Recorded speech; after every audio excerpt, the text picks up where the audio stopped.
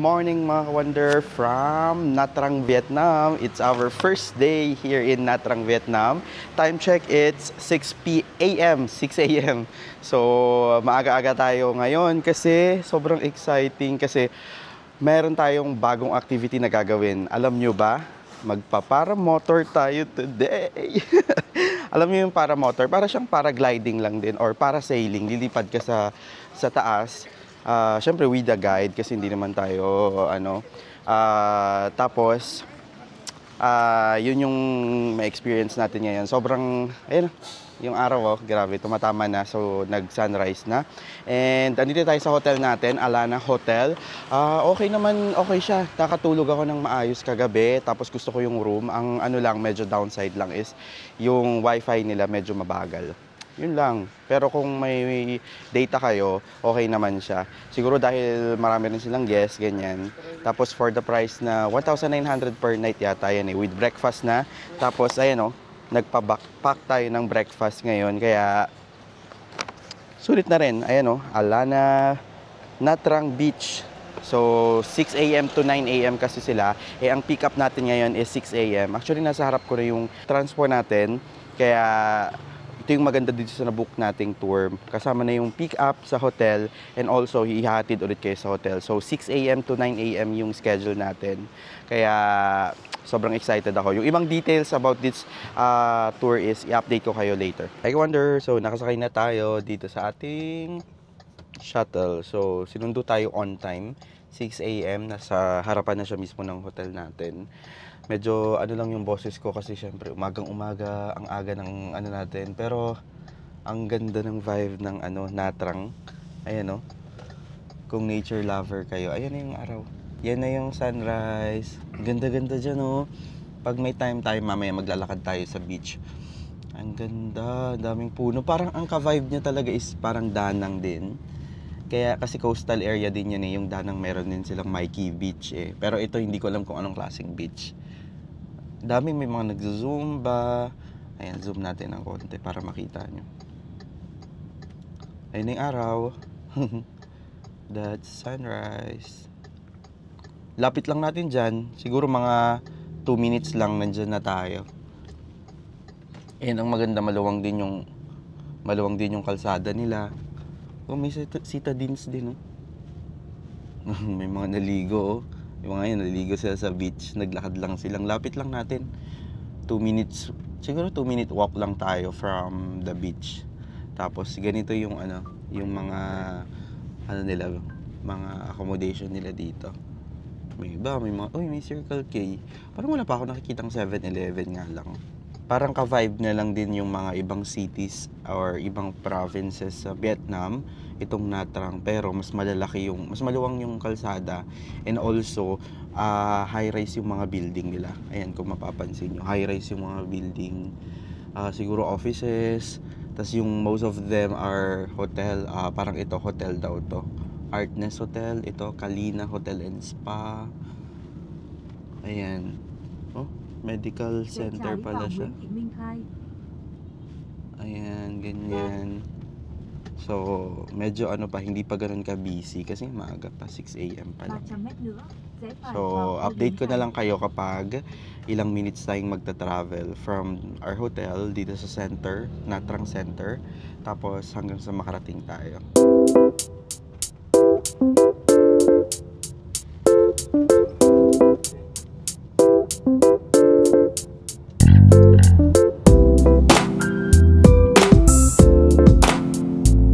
So, yan yung shuttle natin, tapos siya yung driver natin.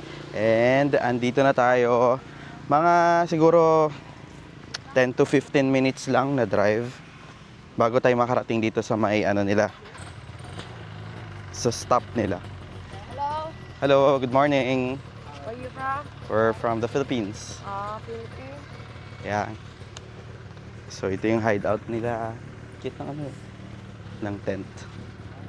Ayan. Ayun na ata yung motor na, para motor na gagamitin natin. Ganda. So baka meron pang explanation ngayon. Ayan, so first part meron silang pinapapirma na, ayan, waiver of liability.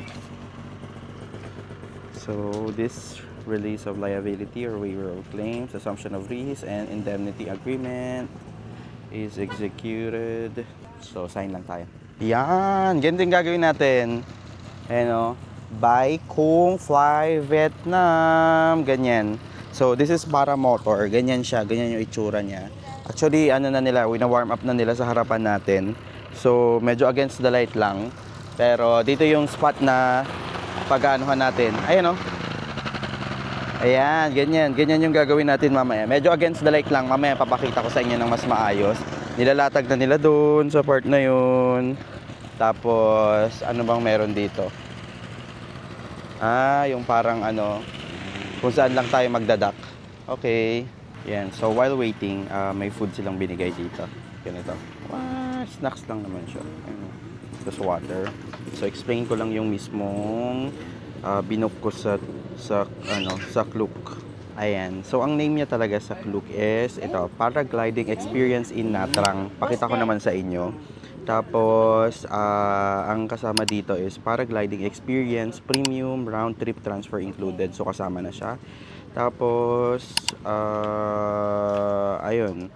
Pero upon siguro one day kahapon, nag-message sa WhatsApp yung operator na parang masama daw yung panahon. So hindi daw kakayanin nung paragliding. So meron silang another option which is the paramotor. So sabi ko, kung yun yung mas safe, edi yun na lang, go lang. Tapos nabook natin to ng 5,498 pesos. Ayan, 5,498 pesos per person po yun. So, I think medyo mahal yan para sa marami. Pero ako kasi parang gusto ko talagang matry na to. Ever since nung nagdanang tayo, konti yung budget ko. Dun ko talaga gustong itry to. Pero, ngayon, medyo may ipon tayo. Pinag-ipunan talaga natin to. Kaya, go for it na lang. Kahit na, alam mo yun, medyo nasa pricier side siya. Alam mo yun, yung one-time experience na to na lilipad ka. 20 minutes yata na nasa, o 20 to 30 minutes na nasa taas kayo. So, sobrang nakaka-excite. Ay, sana mag-enjoy tayo. I-share ko naman yan sa inyo. Ang maganda pa dito, meron silang libreng GoPro na shots. So, pahihiramin kayo ng GoPro, tapos ikaw maghahawak nun. So, mamaya papakita ko naman sa inyo dyan habang nandun tayo. So, ngayon, nagsiset up na sila and update ko kayo kapag tayo na. Hi, ka-wonder! So, tayo na yung next na sasakay. OMG, grabe.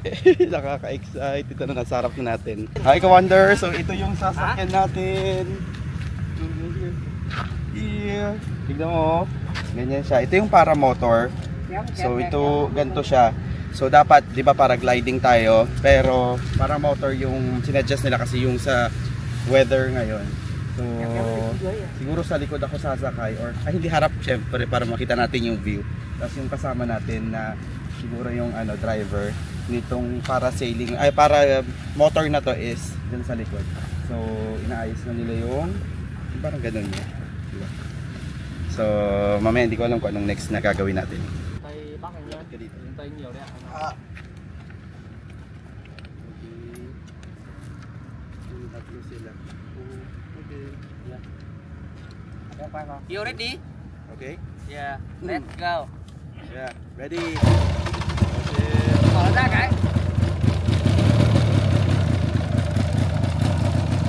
Ra đó đi.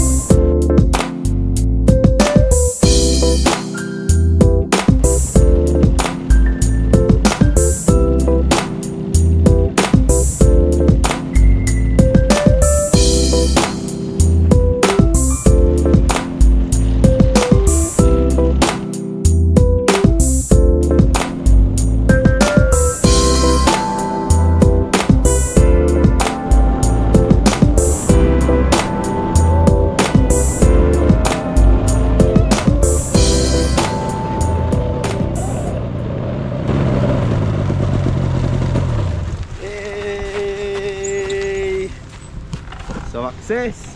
Thank you! Hi Ka-Wonder! So tapos na yung ating ride. So nakita nyo naman sa GoPro, pinakita ko naman kanina, di ba? Sobrang saya. Grabe.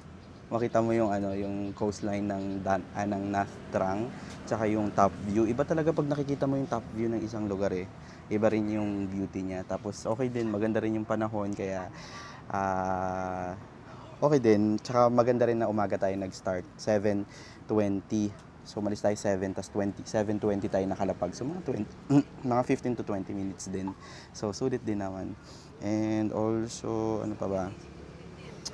Book nyo to sa Klook. Yan. Tapos, pagdating natin dito, ayan, magpa-Pepsi pa sila. So, this is actually free na.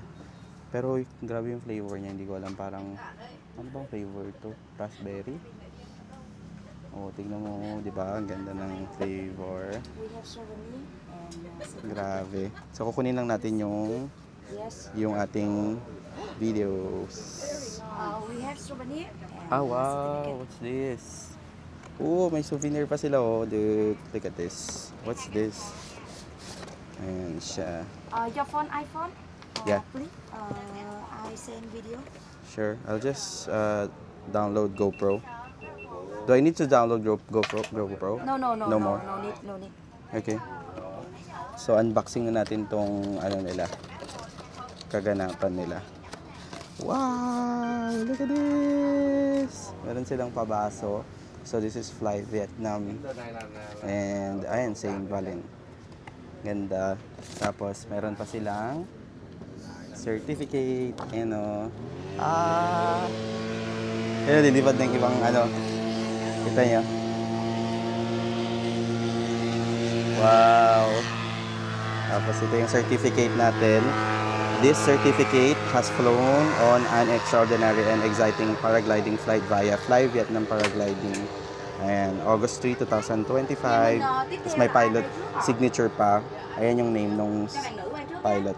Nguyen Giang. Ayan, ito. Ganda! Thank you. Em chờ một tí nhé. Saya. Hi Ka-Wonder! So, nakabalik na tayo ng accommodation natin dito sa may Alana Hotel dito sa Nha Trang. So, tapos na yung ating paragliding / paramotor. Sobrang maganda yung experience natin. Review natin ng mabilisan lang. Siguro yung experience ko is siguro mga 4 out of 5. Mas gusto ko pa sana mas mahaba, tapos medyo doon ako sa mas extreme side. Kasi nasa bucket list ko nga talaga yung, alam mo yung tatalon ako ganun. Yung mga bungee jump, ganyan. Mas nasa extreme side yung gusto ko pa. Pero I think recommended ko na itry nyo pa rin tong paragliding. Kapag ibubook nyo to sa Klook, make sure to use my code WonderJKlook for up to 5% discount. Sayang din. So, time check tayo. It's 8:11. So, sakto. Pwede pa tayong makapag-buffet breakfast dito sa may hotel natin sa Alana. May voucher naman tayo. Binigay kagabi nung nag-check-in tayo. So, may pack breakfast tayo. Pero, chinek ko. Parang mga sandwich lang kasi siya. So, ngayon, gusto ko kasing mag-heavy meal. Kaya, check natin yung breakfast nila. Tara. Yan, so nasa breakfast area na tayo. Nasa 3rd floor. Pakita ko yung mga food nila dito. So, I think this is coffee. Tapos, nandito yung mga pastry nila. Ayan, mga bread. Nire-refill naman nila. Tapos, 6 a.m. to 9 a.m. I think this is parang Reno. Tapos ito ay corn and potato. Tapos ito gulay. Tapos, this one is spaghetti. This one is red wine, beef stew. And dito may rice sila dito. Tapos dito may sausage. Ayan, sausage. Tapos ito fried dumpling. Tapos ito is congee. So ano siya, lugaw. Tapos may egg din sila dito. And ayan, noodle soup. Tapos syempre di mawawala yung ayan, mga pagulay nila. And also ito yung mga condiments yan. Kung gusto nyo, ito yung pwede nyo isawsaw yung masarap dyan yung cassava. Tapos ito is rice, steam rice, sticky rice. Tapos ito hindi ko na alam kung ano tong mga to. Ayan, mga puti. Tapos dito yung salad station nila. Ayan, merong guava. Tapos kung ano-anong mga salad. Ayan, basically ito na yung kanilang breakfast area. Ayan, dyan tayo kakain. Ayan, so nag-request tayo ng beef noodle soup. Lagyan lang natin ng mga gulay-gulay nila dito. Ayan, kung ano-anong gulay yan, hindi ko na rin alam. Tapos, ito, try na rin natin lagyan. Halo siya eh. Sana hindi sumakit yung tiyan natin. And mamamatay naman yung mga germs niyan kasi mainit yung sabaw. Tapos, andito sa side yung mga condiments. So, may lemon sila dito. Try natin lagyan ng lemon. Here, squeeze natin. So, tayo gagawa mismo ng noodles natin. Tapos, I think this is chili. So, lagyan lang natin ng konti. Baka sobrang anghang na naman eh. Ayun lang. So, it's time to eat. Siyempre, nag-coffee rin tayo. Kumuha tayo ng Vietnamese coffee, pero iced coffee. Tapos, meron silang condensed milk doon. So, tikman muna natin. Ayan, matapang syempre yung kape nila. Para siyang Spanish latte. Kasi nga condensed milk. So, try muna natin yung soup. The beef noodle soup.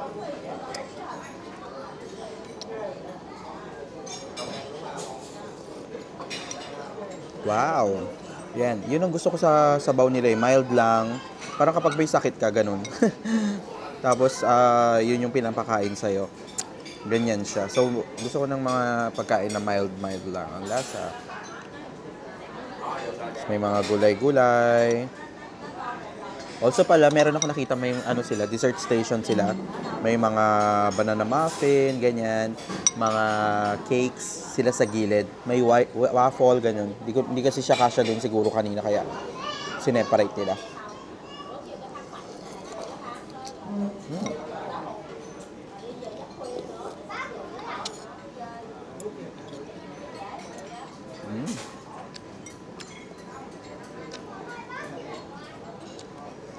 Ito na yung pangalawang fan natin. Ay, pangatlo na ata.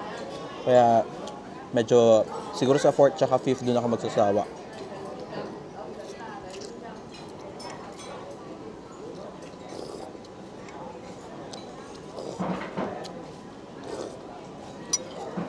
Ang sarap. Perfect. Kumain na ba kayo?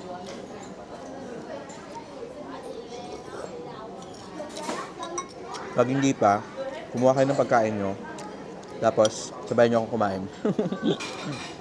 Pala utos.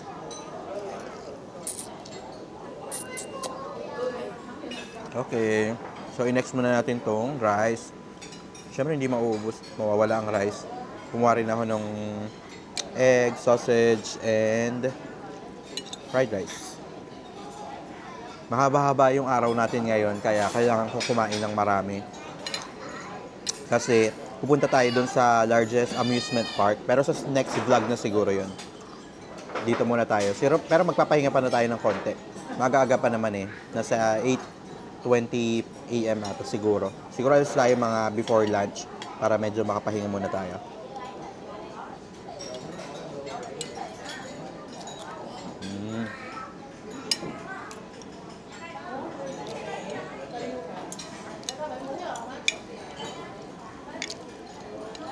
Yan, kwentuhan muna tayo. Ano bang okay sa Natrang? Kasi kanina, yun nga, sabi ko, di ba, nakita nyo naman, yung vibe ng Natrang is same vibe siya ng Danang actually, sa totoo lang. Kasi nasa coastal area siya. Tapos, Napansin ko, ang daming coffee shop, ang daming mga massage area, mga spa, ganyan. So, ganyan siguro kapag mga beach, no? Tapos, maraming mga seafood restaurant.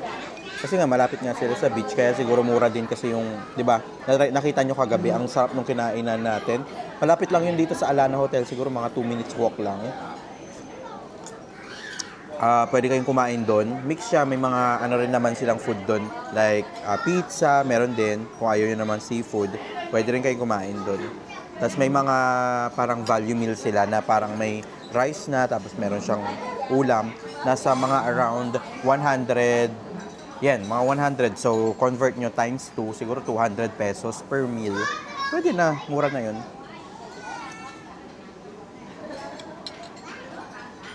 Tapos, another, kwento ko lang, yung si Patricia, yung kasama natin kanina, isa sa nag-ano rin, para motor, sabi niya, first time niya nga daw makamit ng local, ng ibang Asian na nag-i-English. Siguro mga nakakausap niya panay, ang hirap daw mag-English. So, generally, dito sa Vietnam, lalo na yung mga lokal, hindi sila maganon kagaling mag-English. So, actually, expected ko naman na yan. Kapag pupunta ako sa isang place, alam ko naman, syempre, bago tayo, hindi naman expected na marunong sila mag-English. Hindi yan tulad sa atin. Kasi almost sa atin, parang 80% marunong mag-English, di ba? Dito, parang marami pa rin sa kanila. Kahit mga mga binata, ganyan, dalaga, ganyan. Hindi pa sila ganun kagaling mag-English. So, which is understandable naman. Though, maganda ngayon, meron na kasing Google Translate.